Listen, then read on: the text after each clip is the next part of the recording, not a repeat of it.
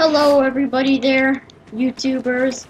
We are going to be doing the top 10 best guns in COD Ghosts. Now, the top 10 perks, I hope you guys enjoyed that video. Pretty surprising that that perk was number 1. I'm not going to give it away yet, but if you watched it, please like, rate, and subscribe. And the guns in this game, probably the most important thing in this game. The thing that helps you survive, the thing that helps you level up, guns. So we're going to be doing the top 10 best guns, like I was saying. This is only in my opinion, and the way I play with these guns, and how I think these guns are good. So I hope you enjoy the video, and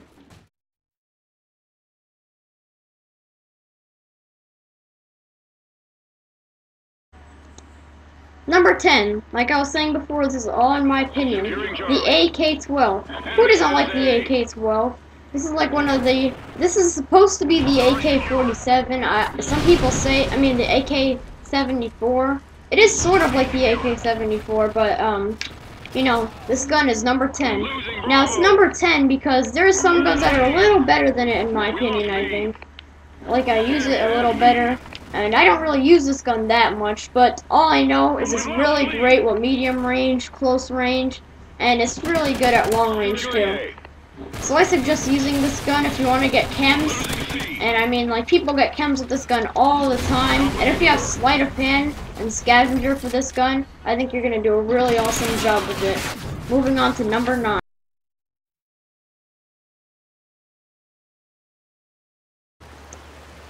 Number 9. Now, number 9, I mean, this gun has really great iron sights. Look at these iron sights, they're really great. Now, the AK-12 probably has the advantage when it comes to the iron sights, but the Honey Badger comes with the automatic silencer. I mean, who does not want that? Automatic silencer for assault rifle? That's pretty rare, and that's also why it holds its place at number 9, because you won't be shown on the mini-map. And you won't have to waste a silencer attachment or your squad points on silencer. You just get the gun with silencer. Now let's talk about other attachments like armor piercing and grip grip. This gun does have a little bit of recoil. That's the big downfall on this gun. But the good thing is, if you put grip on it, this gun is a beast. Now it comes at number 9, like I was saying with the AK-12. There's probably some other guns out there that are a little better than it. And this gun, I think, is a little better than the AK-12 because if you're in 1v1 battles with the guy with the AK-12, most of the time you'll win the battle. Unless the guy has muzzle brake and armor piercing and something. But this gun is really good when it comes to assault rifles. It's like one of the best assault rifles out of all of them. And it's a really great gun. If you put tracker sight on it, it's a really great gun. But this gun has really good iron sights and deserves to hold its place at number 9. Moving on.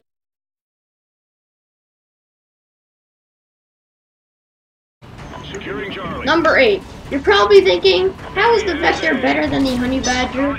Well, let's just look at the facts here. The Vector, you can run a lot faster than this, and if you have grip and silencer on it, you're pretty much going to do really good with it. And it has better iron sights than the Honey Badger. But it's not a lot better, it's only a little better. And if you get into 1v1 battles with it, with the Honey Badger, you can probably win it because you'll dodge really easily because of the mobility of this gun. It's really fast. And then if you have Marathon on it, forget it, they'll never kill you.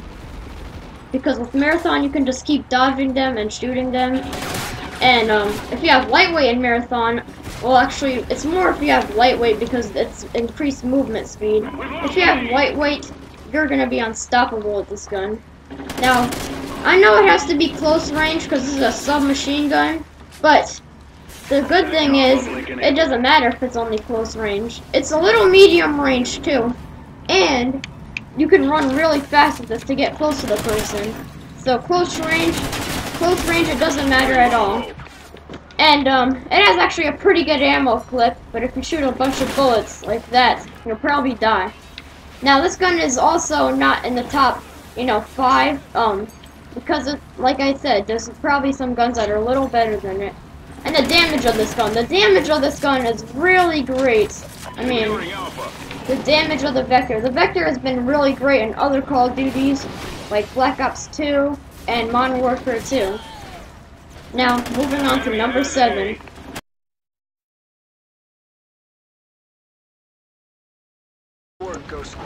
Number 7, the MTAR-X. Now, when this game first came out, everyone saw the MTAR-X as a submachine gun, and everyone was like, how is this gun supposed to be a submachine gun? And maybe some people thought it would suck as a submachine gun. Actually, let's look at the facts here. This gun is big like an assault rifle, the damage is like an assault rifle, and pretty much most of the sips are like an assault rifle. The damage, and except for a couple things, the mobility and the close range only. Now, this gun, I would say, is like a submachine gun combined with the assault rifle. So that should be number 1, people say, right? Well, it's not. Because a submachine gun combined with the assault rifle, it's not the right way.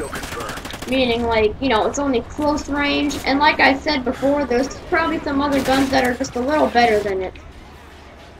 So, I suggest using this gun if you want to rush. Great rushing gun right here. It's like a rushing assault rifle, kind of. But it's in a submachine gun area. This gun is really good, but it's not so good when it comes to medium range or long range. But, you know, it's only a submachine gun, so you gotta give it that. So, moving on to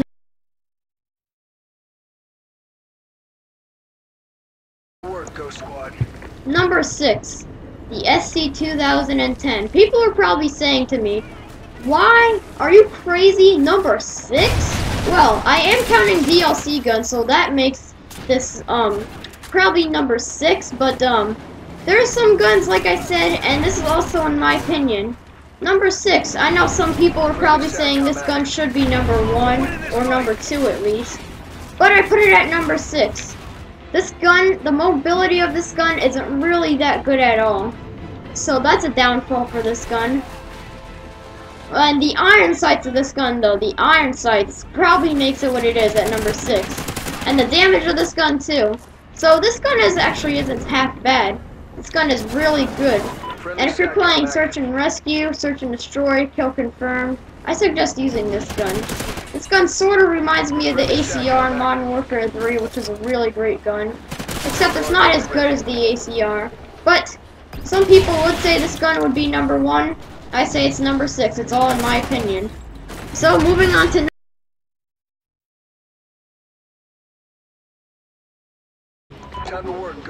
number 5, the SA-805. People are probably thinking, how is this gun not at least in the top 3? Well, the DLC guns came out, and like I said, probably there are some guns out there that are a little better. Now, this gun and the SC-2010 are probably about almost the same. It was hard deciding what should be number 5, this or the SC. Well, I looked at the stats. Well, this actually has a lot better iron sights than the SC, better damage, and this gun is just better in general, if you know what I mean. But the mobility is not so good with this gun. That's the only downfall of this gun, the mobility. But like any assault rifles, the mobility wouldn't be so good.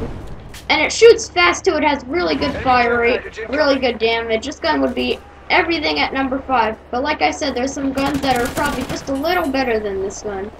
So, if you're playing free-for-all, team deathmatch, kill confirmed, one of those not YOLO life gameplays, then I suggest using this gun because you'll go on a big rampage with this gun. Moving on to number 4.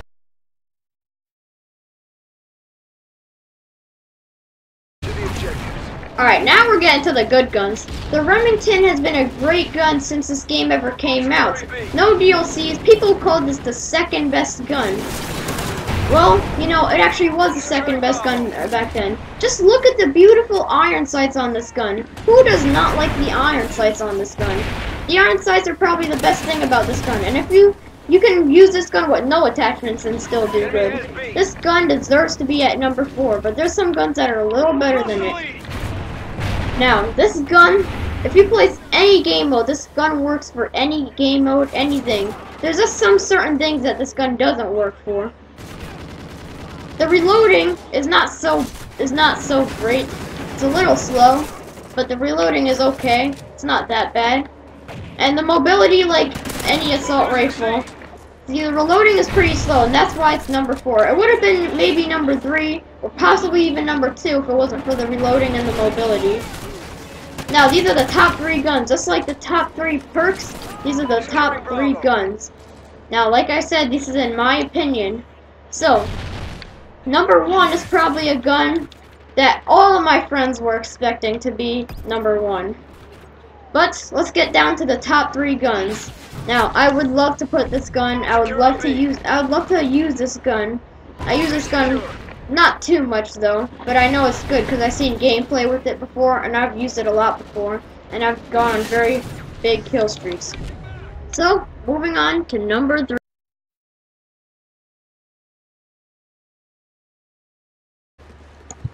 Number 3, the Ripper. People are probably thinking I'm out of my mind putting this gun at number 3. Some people think it's number 2 or number 1. I put it at number 3 because there's the next gun. I'm going to show you the stats. Well, not the stats, but I'm going to tell you about it. And the next gun is actually with grip. It's with grip, like more specifically in grip. Now, I am counting DLC guns. You don't have to buy this gun. You can use the second best gun and call it the first best gun, because the second best gun is not a DLC gun. So, this, you have to pay either $50 or $15. It depends if you want the season pass or just Devastation. And, this gun, number 3. Now, this gun is really good. It's like a submachine gun combined with the assault rifle in a good way, because there's AR mode, which I'm using now, and then you can press the knifing button while aiming in to get submachine gun mode. Submachine gun mode is probably, you know, I don't know what's better, AR mode or submachine gun mode. It depends about the range. And probably in my opinion, I would say the AR mode is a little better because it goes for further range. And the AR mode, it has a little more damage, I think, but the submachine gun mode is really great if you go to close range with this gun. And so yes, that's number 3, and this is $15, or you can get the season pass for $50. A lot of people have the Ripper, and moving on to number 2.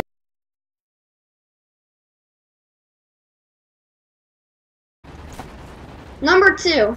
Anyone that makes a top 5 list or a top 10 list, I don't know why, but they don't put this gun in there. And more specifically, this is MTAR-X with grip. If you have this gun with grip on, you will get kills so much. Grip and silencer.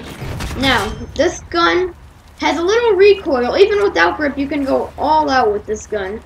This gun is better than the Ripper in my opinion because it's really good if you have grip with long range, medium range, and close range. All the ranges is great with. And I can't believe I didn't see him for a sec, but the MTAR-X is an assault rifle. Usually, assault rifles are a lot better than submachine guns. The Ripper, in this case, is an assault rifle mixed with the submachine gun.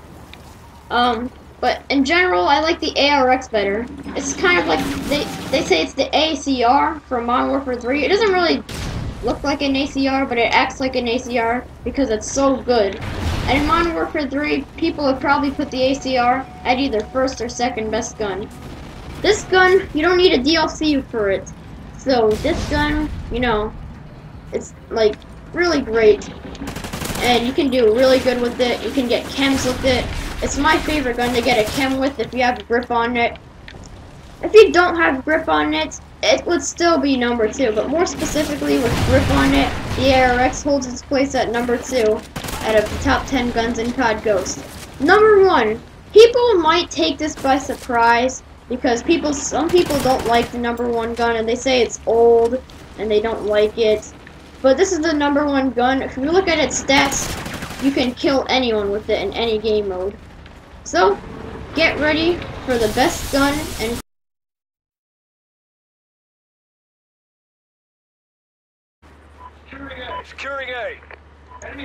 Number 1. Well, you do need a DLC to get this gun, but this gun is a little too overpowered. This is probably the most OP gun in Call of Duty Ghosts. You will kill everybody if you have grip on this, even if you don't have grip on this, but the Maverick is the number 1 gun. No joke this time. I'm just plain out serious. If you play search and rescue, basically just any game mode with this gun, I promise you, you'll get so much kills, it won't even be funny.